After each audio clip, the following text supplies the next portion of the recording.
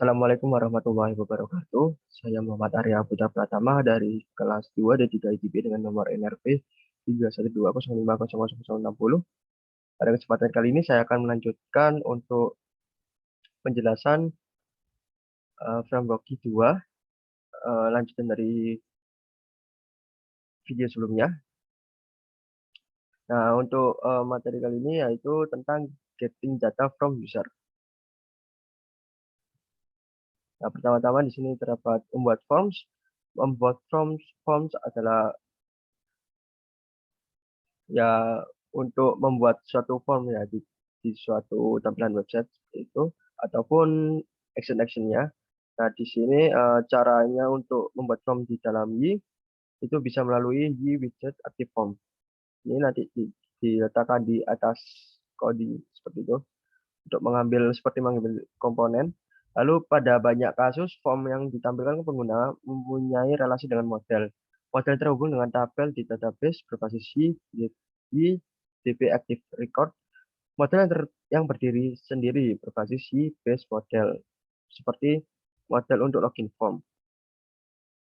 Semua yang berada di antara active form begin dan active form end pada kode PHP akan diletakkan di dalam tag HTML dalam form pada file HTML yang di-generate. Untuk membuat elemen pada form dapat dilakukan dengan memanggil metode active form field.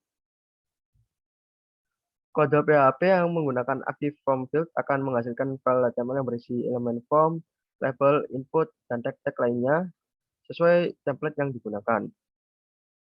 Atribut name pada elemen input akan di-generate secara otomatis dengan pola nama model, nama atribut, misal login form, username.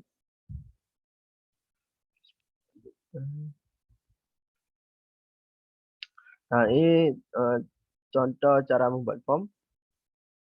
Ini di dalam login form model terdapat kelas login form mengextend base model tadi ya, karena ini login form berdiri sendiri, model yang berdiri sendiri, dan di dalamnya terdapat form ini untuk data atau objek yang dideklarasikan. Yang pertama ada username, password, email. Lalu di sini ada function rules untuk mereturn suatu fungsi, dan di dalamnya define validation rule. Lalu di sini untuk view-nya, yang mana di sini menggunakan helper.html dan juga widget active form seperti tadi untuk mengambil form dari widget I. Lalu PHP form active form bikin ID login form option plus form horizontal.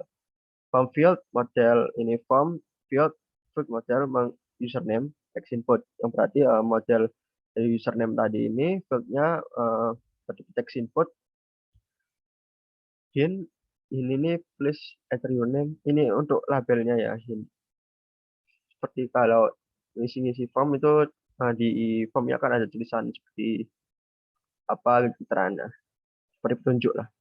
Oke, sini label name, labelnya name. Lalu terdapat password input with asterisk form field model password input. Lalu terdapat creating HTML 5 email input element email input email seperti ini. Lalu ini untuk membuat submit buttonnya. Nah, seperti itu. Selanjutnya validasi input. Aturan dasar jangan percaya input dari pengguna, selalu lakukan validasi. Input dari pengguna yang dimasukkan melalui model dapat divalidasi dengan memanggil metode base model validate. Nah, seperti di sini. Ini contohnya model new app model contact form. Ini di dalam kontak ya, bikin kontak. Ketika model download app request post dari user tadi menginput suatu data. Ketika di post di sini akan memvalidasi, or model akan divalidasi, all input are valid. Ini apa return, nilai returnnya apa, nanti di sini else jika tidak tervalidasi atau validasi salah, itu akan menunjukkan error. Di sini error is an array containing error message. Error is else if no user input, render view kontak. Jika tidak ada input dari user, akan merender dari kontak view-nya. Lalu di sini merender model dari kontak. Metode di atas akan mengembalikan nilai true jika proses validasi berhasil dan akan mengembalikan pesan error jika tidak. Jika memungkinkan, secara default, validasi input ini dilakukan di sisi client menggunakan JavaScript. Ini saya pindah. Oke, selanjutnya deklarasi rules untuk membuat metode di base model validate dapat bekerja. Anda perlu mendeklarasikan rule untuk setiap atribut yang akan divalidasi. Dan di sini public function dari rules return email, the email attribute should be a valid email.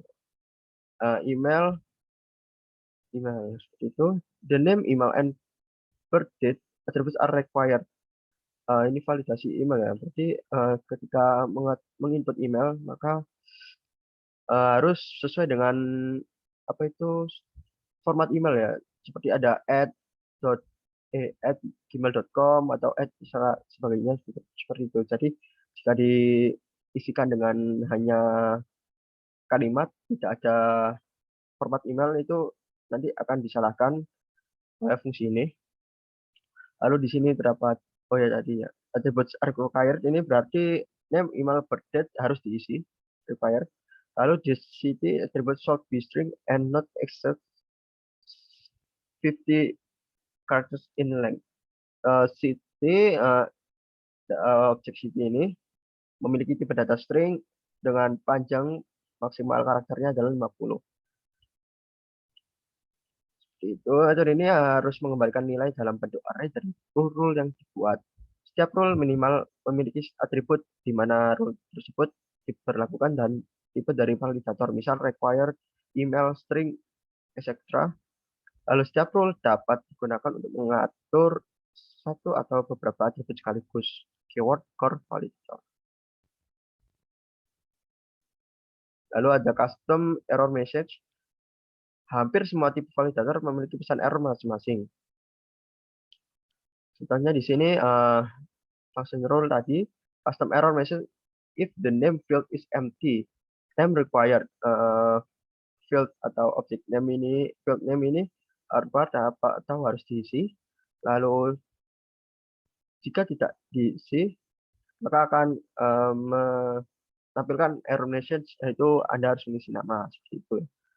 Untuk mengkustomisasi atau mengubah pesan error dapat dilakukan dengan menambah property message ketika mendeklarasikan sebuah rule.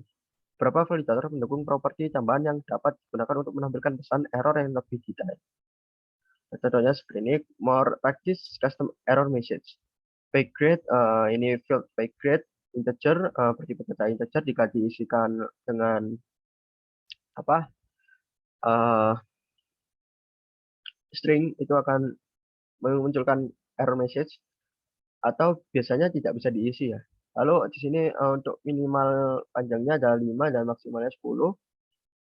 Jika melebihi ini, max ini akan menampilkan ini, too big-nya terlalu besar. Oke, custom error message. Lalu selanjutnya ada conditional validation. Validasi juga dapat dilakukan hanya jika kondisi tertentu terpenuhi. Conditional validation.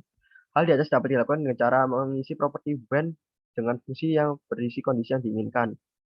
Contohnya di sini untuk, di sini state, field state required harus diisi ketika function model mereturn model dengan nilai USA.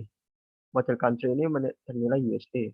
Set attribute should not be empty only when country attribute is USA. Jadi atribut dari state ini harus tidak kosong jika hanya ketika when country attribute is USA. Oh, ketika USA ini adalah isi dari state ini. Isi dari ini, country. Ketika USA mengisi atribut country, maka state harus tidak boleh kosong. Gitu. Jika Anda menginginkan validasi juga dilakukan di sisi klien, gunakan properti when client yang berisi string yang merepresentasikan fungsi JavaScript. State seperti ini, attribute when client function attribute value. Oh, ya, ya. State to attribute should not be empty only when country attribute is USA. Function. Oh, ini ketika klien ya. Ketika diisi klien seperti itu. Lalu terdapat fungsi JavaScript ini harus mengembalikan nilai apakah akan melakukan validasi atau tidak. Dan contoh di sampingnya. Ketika di sini sudah, lalu harus mengembalikan nilai. Mereturn concept from country file USA.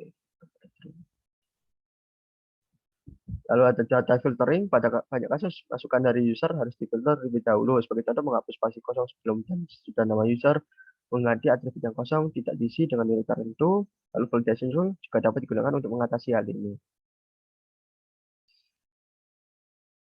Betul, data filtering.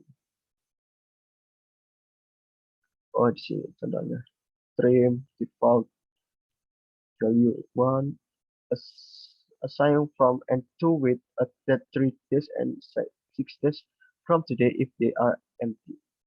Oh, sini akan mengset from dan to dengan tanggal 3 hari dan 6 hari dari hari ini.